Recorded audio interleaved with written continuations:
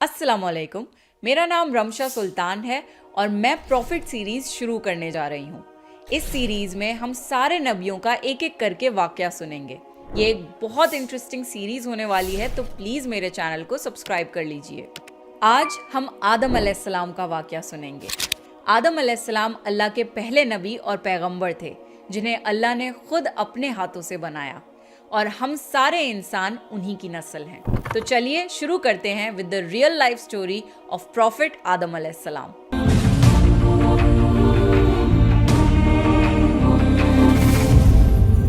सूरह बकरा में अल्लाह ने आदम अलैहिस्सलाम का जिक्र किया है।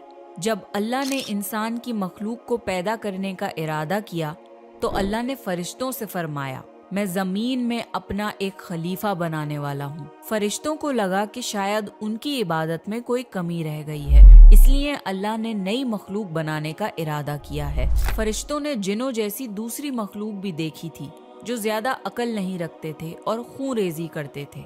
फरिश्तों ने अल्लाह से कहा, ए अल्लाह, हम तेरी तस्बीह, हम्द और पाकी बयान करते हैं। क्या तू ऐसी मखलूक पैदा करेगा जो जमीन में फसाद करेगी और खून खराबा करेगी? इसके जवाब में अल्लाह ने फरमाया, जो मैं जानता हूँ वो तुम नहीं जानते। फरिश्तों ने आपस में कहा कि अल्लाह ताला जो भी मखलूक पैदा करेगा वो हमसे ज्यादा इल्म नहीं रख सकती। फिर अल्लाह ने आदम अलैहिस्सलाम को इल्म से नवाजा और उन्हें कुछ चीजों के नाम सिखा दिए। फिर अल्लाह ने आदम अलैहिस्सलाम को फरिश्तों के सामने पेश किया और फरिश्तों से फरमाया कि तुम बताओ इन चीजों के नाम अगर तुम सच्चे हो। फरिश्तों ने कहा कि हम उतना ही इल्म जानते हैं जितना तूने हमें सिखाया है, उसके सिवा हमें कुछ नहीं मालूम। फिर अल्लाह ताला ने फरमाया, ए आदम, तुम बता दो इनको इन चीजों के नाम। फिर जब आदम ने उन चीजों के नाम बता दिए तो अल्लाह ने फरिश्तों से फरमाया कि मैं ना कहता था कि मैं आसमानों और जमीन की पोशीदा चीजों को जानता हूँ। फिर अल्लाह ने फरिश्तों से फरमाया कि तुम आदम को सजदा करो, तो वो सब सजदे में गिर पड़े, मगर शैतान ने सजदा नहीं किया। अल्लाह ने फरमाया कि ए इब्लीस, तुझे क्या हुआ कि तू सजदा करने वालों के साथ शरीक ना हुआ? शैतान ने तकब्बुर में कहा कि मैं ऐसा नहीं हूँ कि इंसान को सजदा करूँ जिसे तूने खनखनाते हुए सड़े हुए गारे की मिट्टी से बनाया है। मैं उससे बेहतर हूँ। तूने मुझे आग से पैदा किया और उसे मिट्टी से पैदा किया है। अल्लाह ने शैतान से फरमाया, यहाँ से निकल जा, तू मरदूद है और तुझ पर कयामत के दिन तक लानत बरसेगी। शैतान ने कहा, मुझे कयामत तक मोहलत दे। अल्लाह ने फरमाया कि तुझको मोहलत है।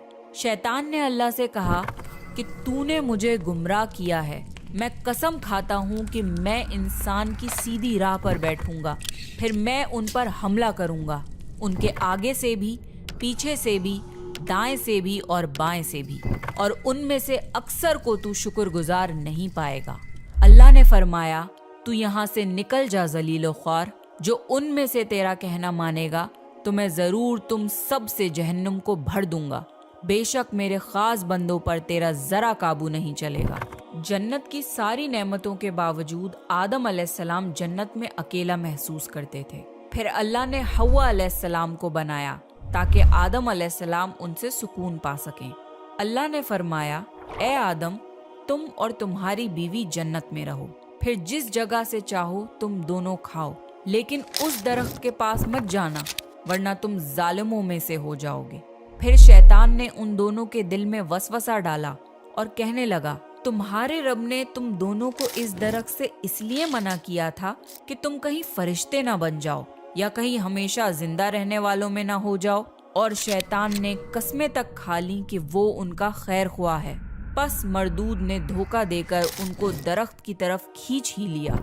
जब हजरत आदम और हव्वा अलैहिस्सलाम ने दरख्त के फल को खा लिया तो उनके सतर की चीजें खुल गईं और वो दरख्तों के पत्तों को तोड़ तोड़ कर अपने ऊपर चिपकाने लगे और सतर छुपाने लगे।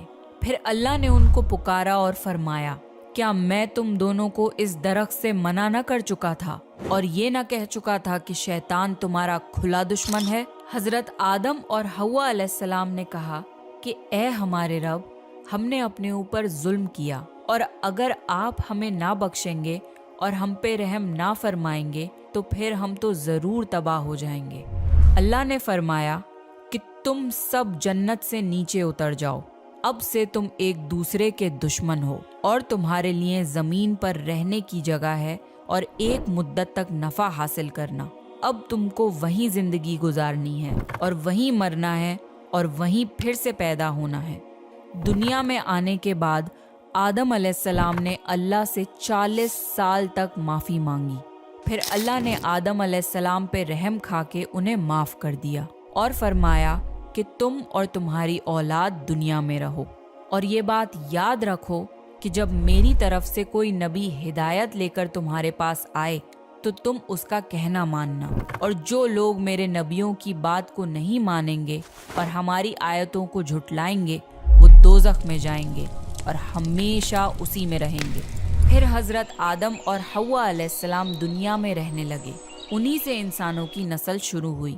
آدم علیہ السلام تقریباً 900 سال زندہ رہ کر وفات پا گئے۔ قرآن کے اس واقعے سے ہمیں یہ ہدایت ملتی ہے کہ جب شیطان نے غلطی کی تو اس نے معافی مانگنے کی بجائے تکبر کیا اور اللہ کو ہی اپنی گمراہی کا الزام دیا۔ پر جب آدم علیہ السلام سے غلطی ہوئی تو انہوں نے اپنی غلطی مانی اور فوراً توبہ کری، اور تب تک معافی مانگتے رہے جب تک اللہ کو راضی نہ کر لیا۔ آدم علیہ السلام کی سنت یہ ہے کہ جب انسان سے غلطی ہو جائے تو وہ اللہ سے اپنے گناہوں کی معافی مانگے اور اپنے رب کو منا لے۔ بے شک اللہ بہت معاف کرنے والا، بڑا مہربان ہے۔ تو یہ تھا آدم علیہ السلام کا بہترین واقعہ۔ آپ نیکسٹ کون سے پروفٹ کی سٹوری سننا چاہتے ہیں پلیز کامنٹ کر کے بتائیے۔ اگر آپ کو پروفٹ سیریز میں انٹرسٹ ہے تو پلیز میرے چینل کو سبسکرائب کر لیجئے۔ دس از می رمشا سلطان سائننگ آف۔